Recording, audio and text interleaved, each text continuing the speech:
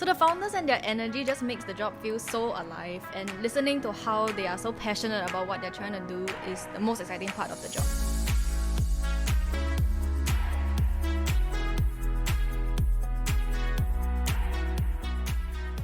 Meet Gwen Sim.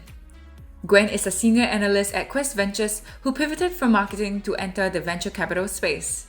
The alumni from National University of Singapore was previously with Green Willow Capital Management and Berta Principal Investments, where she researched tech trends, analysed market dynamics, and recommended investments in startups in Southeast Asia.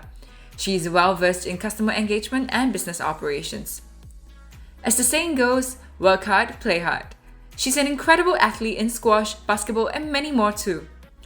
Today, I'm talking to Gwen Sim about a career as a venture capital analyst and what she looks out for in startups and the opportunities and challenges she observed in the markets she oversees.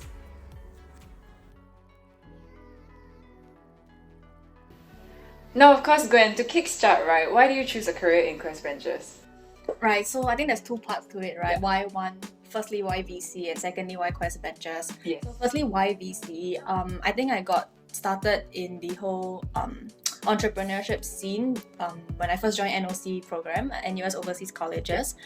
So I went to New York for a year and I interned at an early stage startup in New York City, where I was doing digital marketing and all that. So from there, I got more and more interested in the whole ecosystem of venture capital as well as the entrepreneurship scene. And from the startup's point of view, I always knew what kind of investors they want, but I never knew from the other side how an investor would evaluate a company. And so I got more and more interested, and I got to I decided that I wanted to try and dip my toes inside venture capital. So I did a summer internship before joining full-time at Quest. And why I decided to join Quest was because the three partners are very experienced operationally, and they have they have experience from the corporate side, they have experience from the startup side, and I think all three of them have a lot of things for me to learn from, and I think it's a very good opportunity, and I'm glad Quest took me in as well.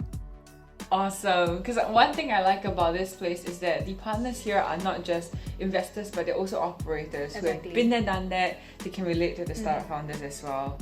Awesome. So what's the whole getting into Quest Ventures process like? So, you apply through careers@questventures.com, and then hopefully your resume gets picked up by the partners. And then so you get your resume screened. Usually one of the partners will take the first interview, and then you'll probably go through a process where you have individual interviews with three other partners, similar to our investment process actually. And so at the end of it, I think they will have to come to a unanimous decision on whether they want to pick you in and pick you into Quest. And from there, just 3 interviews and perhaps maybe an assignment as well. And then hopefully you get into Quest. Okay, great advice. So now, what is the most exciting part about your job? So there's so many parts to being in a VC, right? You get to meet startups, you get to do the research on the startups in the industry, dive deep into each of the company's financials, operations, and things like that. But the most exciting part for me would be meeting the startups themselves. So especially for the first meeting, you can feel the nervous energy from the startups. They have so much passion and they have so much drive to kind of pitch and try to sell their story to investors. And I think that whole energy of being so alive and being so passionate about what they're trying to do is the most exciting part. You get to see how they even envision their product evolving throughout the next 5 to 10 years, even though it's very, very niche right now. So that's the most exciting part, getting to hear about their stories, their backstories, how the founders meet each other, things like that. And it's very interesting because each of them have their own unique ideas, and I think the founding story and hearing about their purpose, what fulfills them, and this crazy vision that they have, which doesn't seem like a very common thing for anybody to have, right? If they want something stable, it's very exciting also. So is it anything like what you expect? So initially, no. So what I expected was a lot of more, financial crunching, doing the mad due diligence, doing a lot of looking through the financials, looking at financial ratios, modeling, and valuation as well. That's still part of the job. But a lot of time is spent on getting to know the founders themselves. So that whole qualitative part of evaluating a company, and that's something that is hard to train, and it's not something that you can really prepare for the job. And it really develops like the skill sets to evaluate a company, a founding team. It kind of takes time, and so that's something that I didn't expect. I needed so much, soft skills to kind of understand and like disarm the founders also, so that they share like genuinely why they wanted to start this company and things like that. I see, especially for an early stage venture capital, it's even more essential to get the qualitative aspect of the startups well evaluated, right? For sure. Awesome. Okay, so what advice would you give someone who wants to become a VC? And what skills do they have to hone right now? So my advice from all the applicants that we see coming into Quest Ventures, I feel like the first and foremost thing that they need to do and know is to really find out what a VC does, essentially. And don't go in because VC is such a glamorous, such an exclusive space and something that's hard to get into. But really find out what they do and find out if that's something for you. And I mean, some people might say like you would have to be in it to find out. Well, that's true, but it's a lot of online resources that you can research on, videos that you can watch as well to learn about what exactly goes on in a VC. And knowing that and knowing the processes that comes with it, and then understanding whether that's for you. And then during the interview, you can also show that you know what VC is about. You don't come in and say like, oh, I wanna, this is a stepping stone to PE, or this is a stepping stone to IB, or this is a stepping stone to consulting and things like that. So it's a bit different, and it's quite unique on its own. Yeah. What skills to hone? Financials, you need to get your fundamentals right.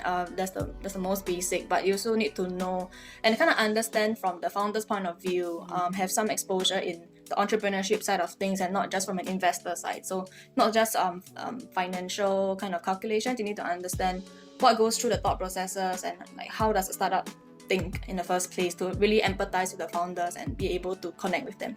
And that's when you know how to ask the right kind of questions, Exactly. right? And what exactly to evaluate. So perhaps that's why the partners here came from an entrepreneurship background, and that's why they have put themselves in the shoes of the founders, and they know exactly, okay, what are the key considerations of, example, going to a new market, launching the business, acquiring customers, and all these different factors.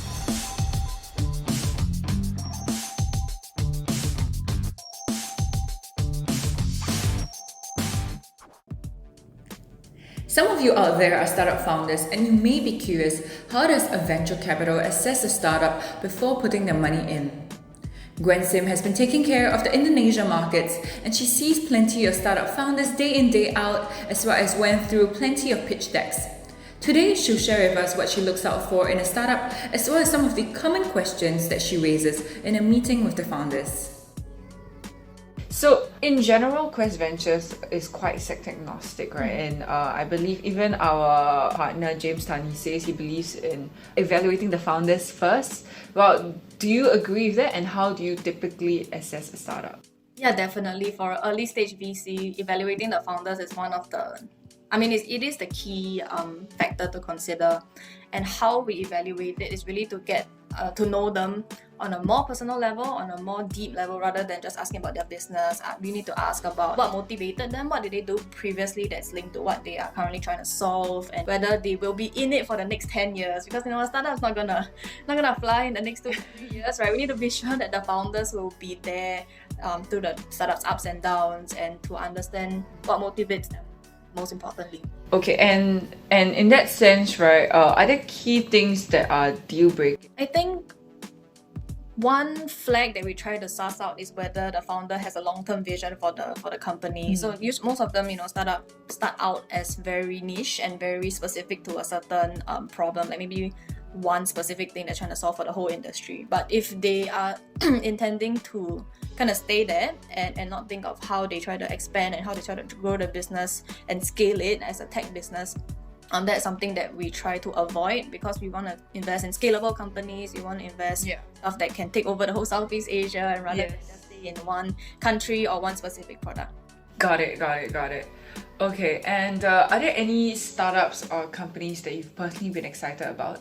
So we've met a couple in the women's healthcare scene. I see. Yeah, okay. so I'm not gonna name a specific one, but that is something that's quite interesting to unfold and to see how it develops in Southeast Asia, because we see a lot of success in the US and in the Western countries, him and hers, Ro and Romans, but we are not sure about how it will unfold in Southeast Asia, in a more Asian, in a more conservative kind of culture. So that's something that I'm excited about, and to see how the startups kind of grow and develop and build that sort of culture and mindset within Southeast Asia itself. Yeah, and I believe right now you're assessing things that are quite untapped in the Southeast Asian market regarding, say, sex health, and things that may be a bit more taboo in Asia, but apparently in overseas market, it's quite an educational topic. Yeah. And people talk about it all the time just to improve their health. What are some of the challenging questions that you usually ask people, the founders, besides the long-term vision? Right, I think another important part is the competition, how they intend to maneuver around the competition around them, because Southeast Asia is a highly competitive space. The ideas you have are typically not the most novel. It's something that people would be able to think about. So it's all about the execution, and we need to understand from the founder's point of view how they understand their competitors, how they intend to beat them, or how they intend to not compete with them in another way, especially with arising startups as well as existing incumbents. So both are very strong competitors in that sense, and we need to be sure that they are aware of it and they are thinking about how to maneuver around that. I see. Exactly. Okay, and I understand that you are also dealing with Indonesian deals. You're largely desourcing and doing due diligence on those startups from that region or going into that region, right? Okay, so a lot of companies are also going into Indonesia, which is very dynamic, fourth largest population in the world. So how do you see our portfolio doing well in Indonesia, or those companies who are entering Indonesia? What are some of the challenges and opportunities? Right, I think for startups who are already in Indonesia with an Indonesian founding team, it's much easier than someone from like Singapore trying to enter Indonesia, because the cultural nuances, the understanding of the whole space and the whole country itself is very complex, and it's very hard for an outsider or a foreigner to kind of understand it. So in that sense, for other countries trying to enter Indonesia is much more difficult. So we try to also find Indonesian natives as startup founders to help to be sure that they really know what's going on in the country, or have like another founding member who is from Indonesia. Okay. And some challenges would be that Indonesia is a huge population, there's a huge country and a huge market, but the difference in the network infrastructure from tier 1 versus a tier 4 city is very, very huge, and the kind of lifestyle that they lead is very different as well. So the difference in lifestyle, it's hard to kind of navigate unless you're only targeting tier 1 or you're only targeting the tier 3, tier 4. So the founder also needs to be clear on which part of Indonesia that they're trying to target, and be very localized to what their cultural norms and things like that. I see. Every single area of Indonesia has different needs and different development progress. So I think that's when all the key considerations in terms of go-to-market becomes really complex, Exactly. right? Awesome. And coming down to my last few questions, right? We have seen quite a lot of angel investing activities in the seed market. So how is this going to affect Quest Ventures' access to deal flow? Right, so Quest invests in from seed stage all the way to Series A and sometimes pre-B kind of stage.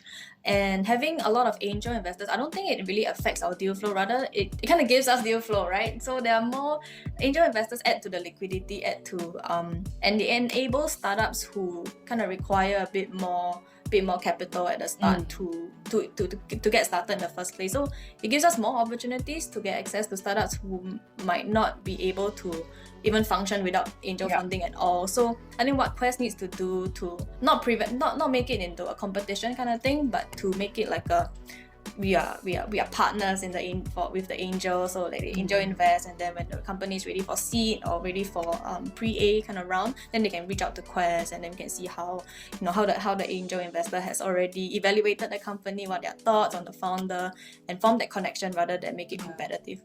Yeah, and I believe that some angel investors can also come with smart money if they are strategic investors and become some sort of a board member or advisor. It even does the founders more good. Yeah, exactly. Right. And I think on top of that as well, Quest Ventures has its own investment syndicates where angel investors can sign up to be part of our mailing list and get access to proprietary monthly deal flows where you can co-invest alongside Quest Ventures as well. So everything, all the deals will be thoroughly evaluated by analysts like myself and Gwen.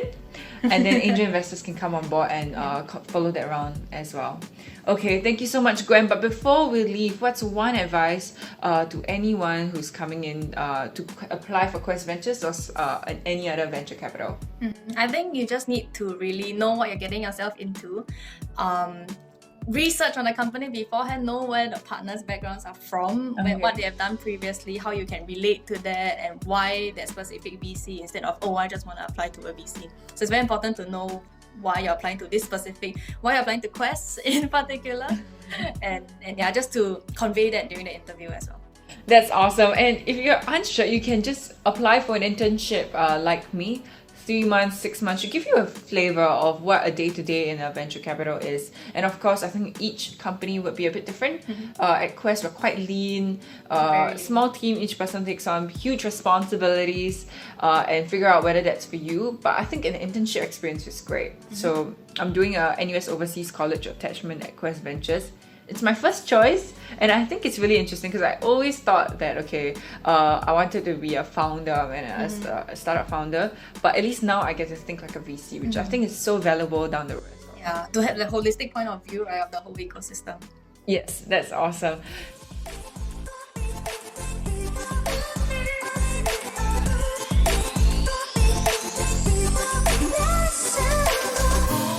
That's all we have for our first episode of this podcast. This podcast is produced by Quest Ventures, top venture capital fund in Asia, in collaboration with IMDA. Do follow us for more updates and episodes to come, as well as subscribe to our newsletter on questventures.com.